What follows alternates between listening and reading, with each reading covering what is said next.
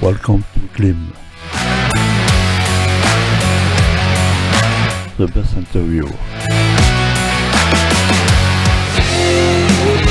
GLEAM podcast.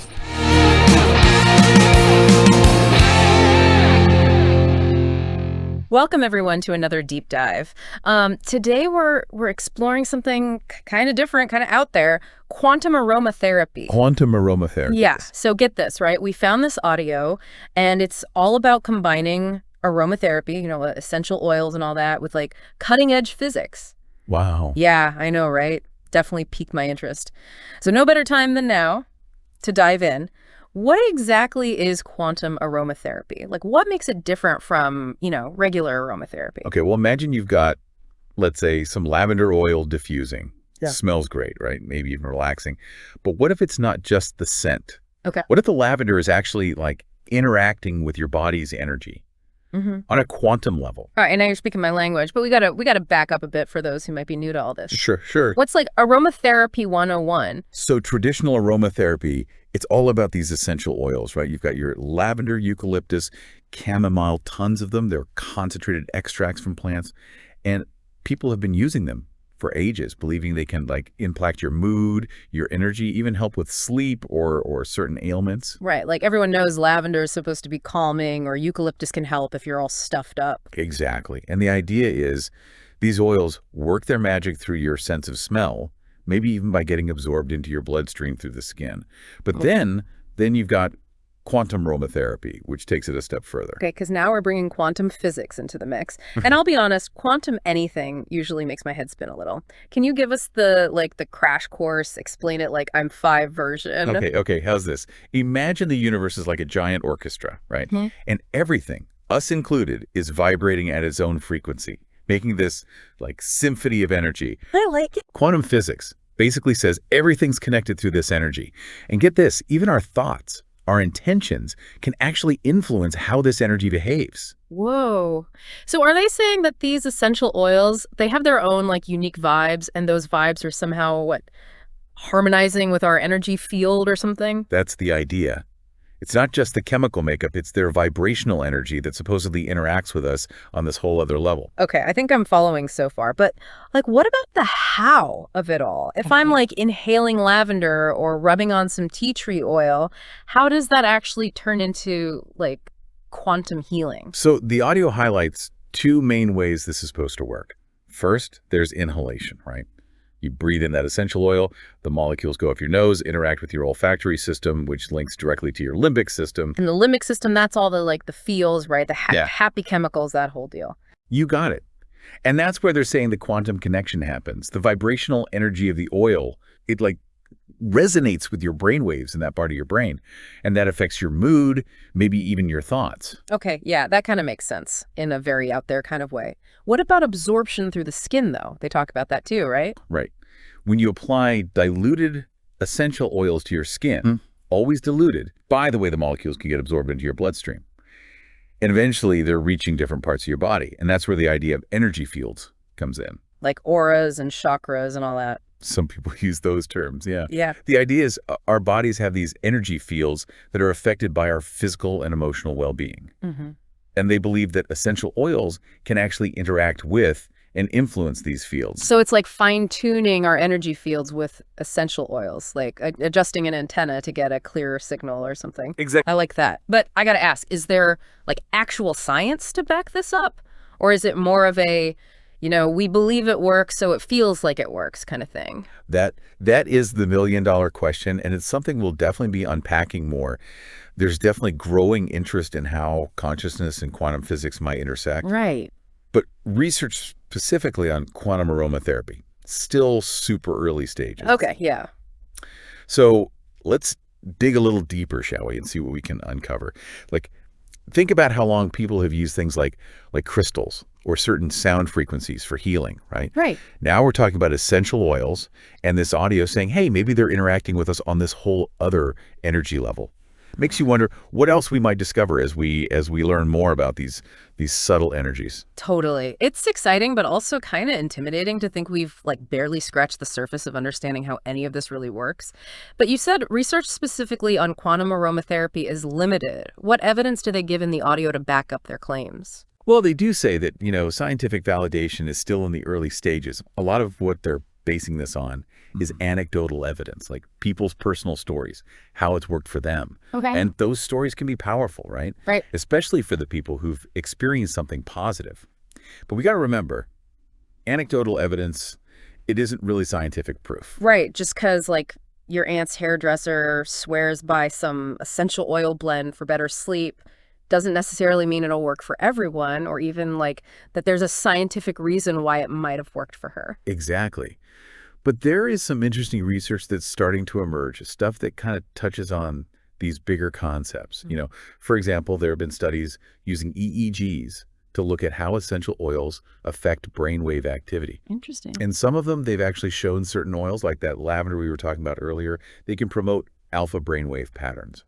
And those are the ones associated with, like, relaxation, stress reduction. Okay, so there is some science behind essential oils potentially having an effect. But how do we know it's happening on a quantum level? Couldn't it just be the chemical compounds in the oils interacting with our bodies in ways that, honestly, we already understand? That is the million-dollar question. And to be honest, it's not one that science has fully answered yet.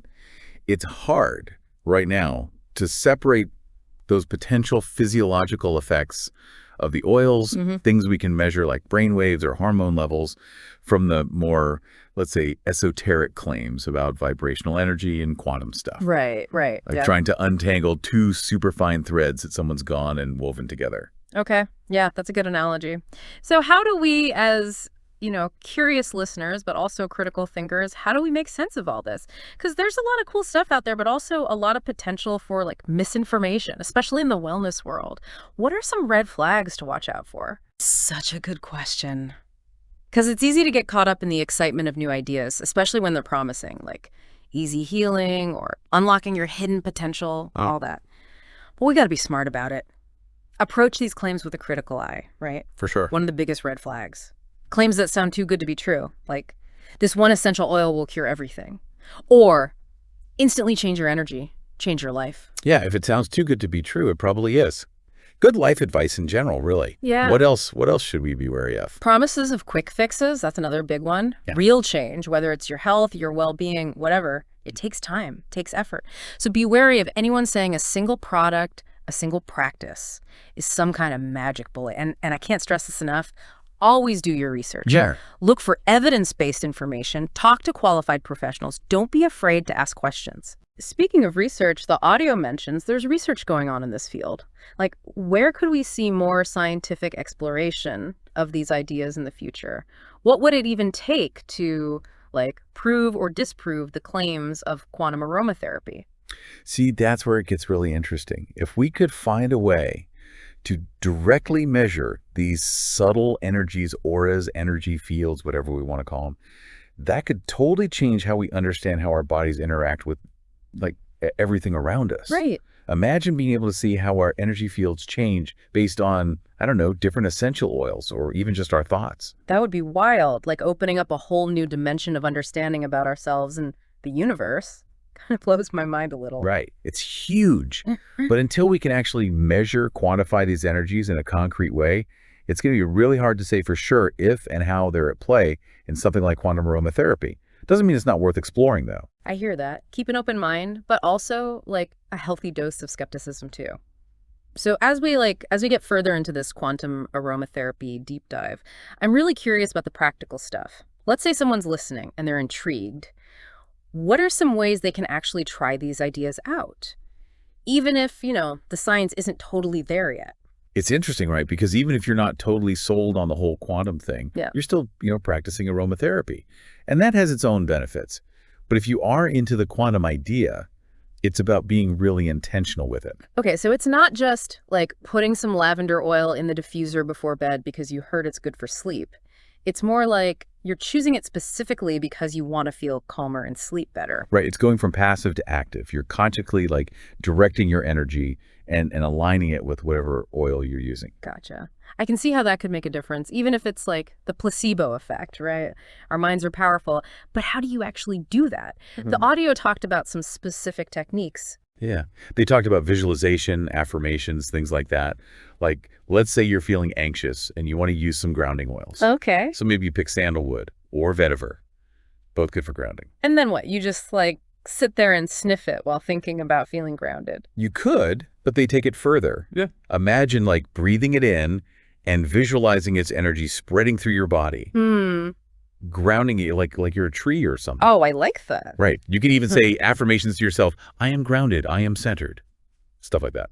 So it's about engaging like different senses and kind of like backing up your intention with different things, almost like a mini ritual. Exactly. And rituals can be super powerful. They help us focus our attention, right? Create that sense of intention, which we've been saying is like key for this whole quantum aromatherapy thing. Oh, and they also emphasized using high quality oils. Makes sense. Like from ethical sources. Okay. Because they believe the plant's energy is in the oil. So you want the purest, most, I don't know, vibrant energy you can get.